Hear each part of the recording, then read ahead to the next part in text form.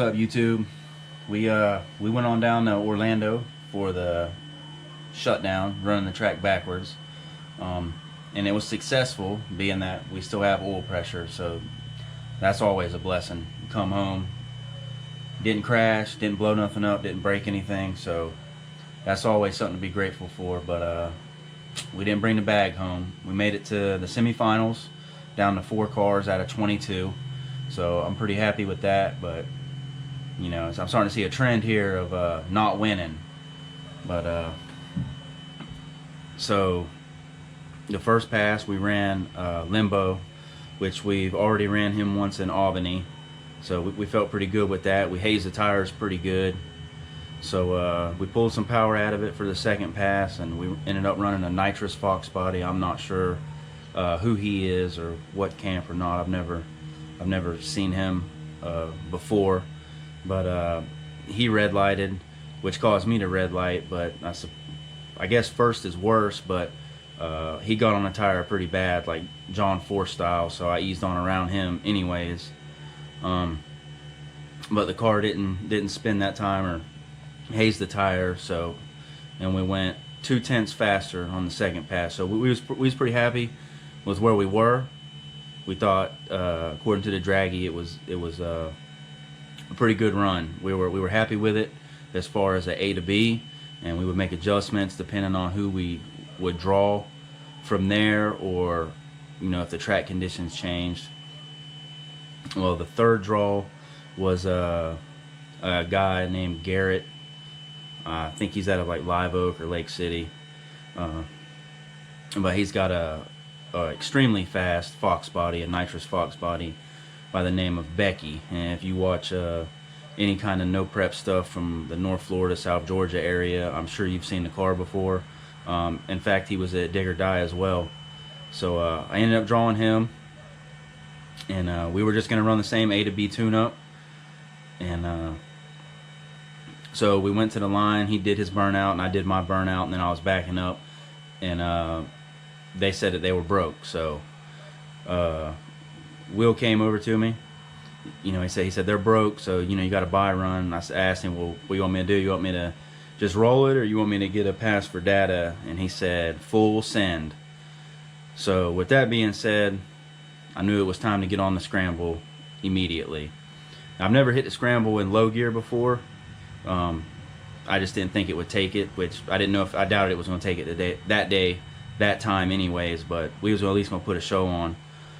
So we launched, and the car did really well. It held good, and it eased on out. And like I said, I grabbed the scramble, and it shifted, and I was still in the scramble, and the car developed a vibration that I've never felt before, and I could feel it was laboring, and it like just didn't, it wasn't pulling anymore. It didn't have power, so I let out. My first thought was, you know, something. It seemed like a misfire to me, so my first thought was, you know, dang, something went lean. I just clipped a piston, and as I was easing back to the pits, I was watching my wide bands, and they were good, you know, about the same as they normally are. Nothing catching my eye. Oil pressure was good.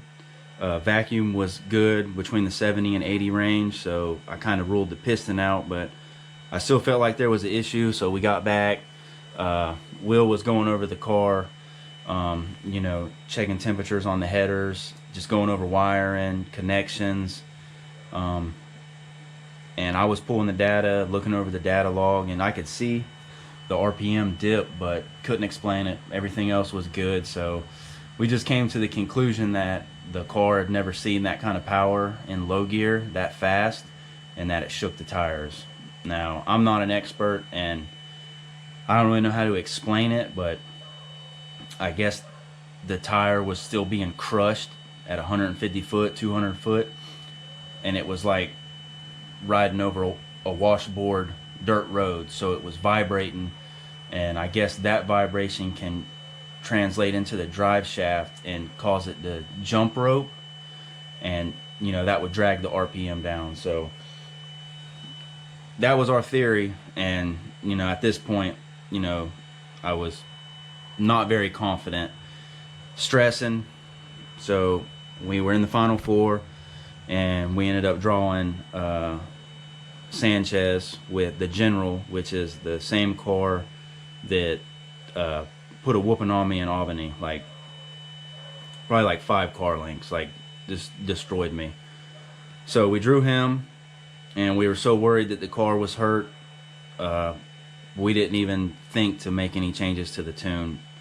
You know, so that's on me primarily, because I was already just kind of hesitant to run the car. But you know, we was there, and he could brake, he could smoke the tires, anything could happen. And if my car would just make it, that's a win. We go to the finals, same thing could happen again, because you know, stuff like this happens all the time. So we went up there, we did our burnouts, we launched, we were side by side till probably 200 foot, and he started nosing out on me. I grabbed the scramble, and it didn't help one bit. He put at least 2 links on me from the 200 foot on out.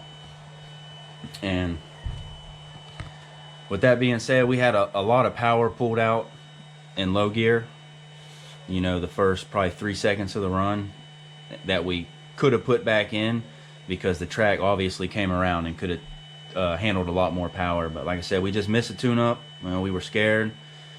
But I still can't explain what happened on the run before, because the 4th pass, looking at the data, everything was good. Car was strong. Car ran the same ET that it ran in the 2nd race. So nothing was hurt. Nothing happened. I don't know. I really don't know what to say exactly what happened, I guess. But so anyways, we got put on the trailer again by the General. Super fast car. Definitely do not sleep on that car. As far as my car, what we're gonna do from here, the first thing is every time I hit the scramble, more boost comes in and the intake air temps climb more. So it's like when I hit the scramble, I don't think I'm gaining any power. Like if I make a pass without the scramble, it has an ET. If I get on the scramble, same ET. So I definitely am gonna have to go to air to water. I don't know when I'm gonna do that. And then I feel like I'm at a severe weight disadvantage, because we're over here sitting at like 3,600 pounds, and you know, Fox body Mustangs with, you know, a good amount of bias. We won't go into how much weight is where in the car, but you know, they could be 3,100 pounds, 3,200 pounds. So that's 300-400 pounds difference. You know, that's a lot of ground to make up in power. And you know, my car is making power, but that's a lot of power to make up. So I'm not sure. I mean, there isn't really much else I can do to the car to lighten it up. I could put some optic armor in it.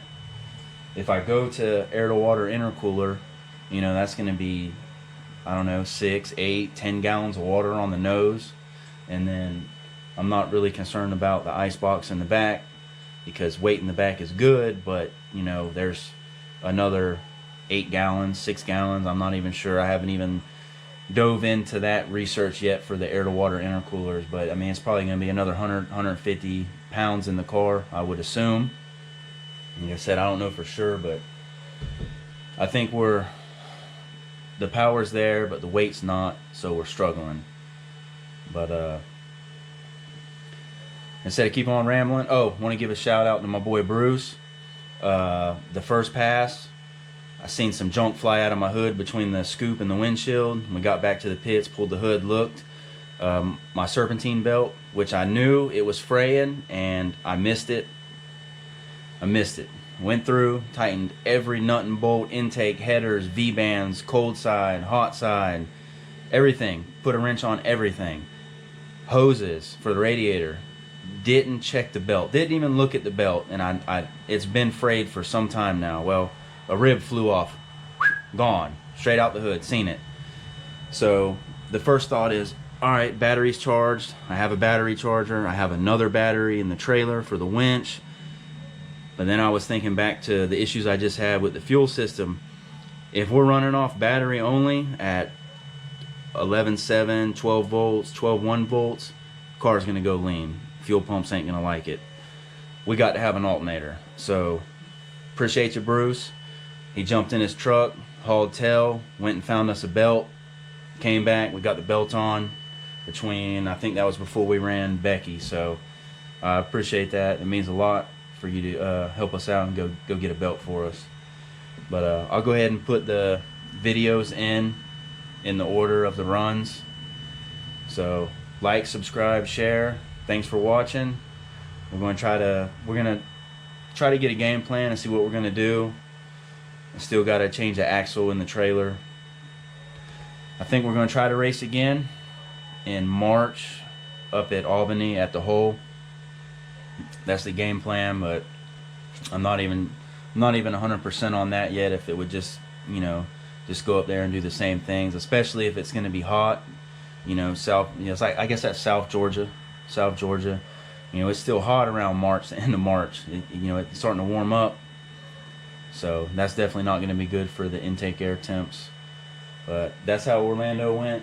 I'm gonna go ahead and pull the valve covers on this, check the rocker arms and stuff, because that vibration still got me nervous. If you're watching this and you know more than me and you can maybe explain how tire shake could draw the engine down better than I can, feel free to comment and let us know. But enjoy the videos. Thank you.